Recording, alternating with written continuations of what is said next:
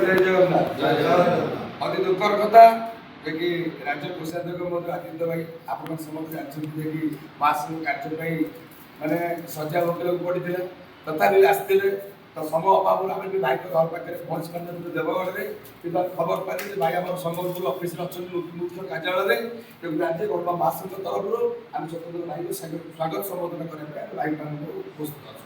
ନମସ୍କାର ଆଜ୍ଞା। ଅନୁରୋଧ କରିବୁ ଆମର ଆଦିତ୍ୟ ଭାଇ ସେ ଏରିଆରେ କିଛି ବାର୍ତ୍ତା ଆମେ ଜୟ ଜଗନ୍ନାଥ। ନମସ୍କାର। ଆମେ ଭାଇଚାରାର ସଂଗଠନ ଓଡ଼ିଶା ଡ୍ରାଇଭର ମହାସଂଘ ଡ୍ରାଇଭର ଆମେ କାମ କରୁଛୁ ଭାଇମାନେ ବି କେବଳ ସବୁଠୁ ବଡ଼ ଜିନିଷ ହେଲା ସାହାଯ୍ୟ ସହଯୋଗ ଆମ ଭିତରେ ଭାଇଚାରା। ୟାକୁ ନେଇକି ଆଜି ଆମର ସଂଗଠନ ଚାଲିଛି। ଆଗରୁ ଯେମିତି ସଂଗଠନ ଚାଲିଥିଲା ଆଉ ମଜବୁତ ହେଇକି ଚାଲିବ, କିଛି ଅସୁବିଧା ନାହିଁ।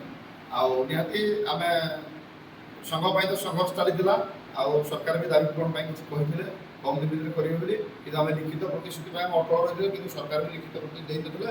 ଆମେ କମ୍ ଦିନ ଭିତରେ ଯାଇକି ସରକାରକୁ ଆଲୋଚନା କରିବା, ଯାହା ଯାହା କହିଥିଲେ ତାହା କେମିତି କାର୍ଯ୍ୟକାରୀ ହେବ।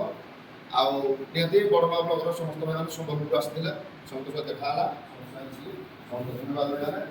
ଆଉ ବଡ଼ମା ତ ମୋ ପାଇଁ ଗୋଟେ ଅଲଗା, ଯେହେତୁ ବଡ଼ମା ବ୍ଲକ ମହାସଂଘ ହେବା ପୂର୍ବରୁ ମହାସଂଘ ହେବା ମହାସଂଘ ତ 2020-2015-17 ମସିହାରୁ ବଡ଼ମ୍ବାରେ ଆମର ଯେଉଁ କମ୍ପାନୀ ମୁଁ କାମ କରୁଛି ସେଇଠି ବି ଆମେ ବଡ଼ମ୍ବାର 30-40 ଜଣ ଭାଇ କାମ କରୁଛି।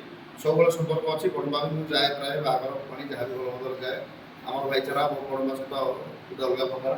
ଆମେ ଆସିଲେ ଜୟ ଜଗନ୍ନାଥ।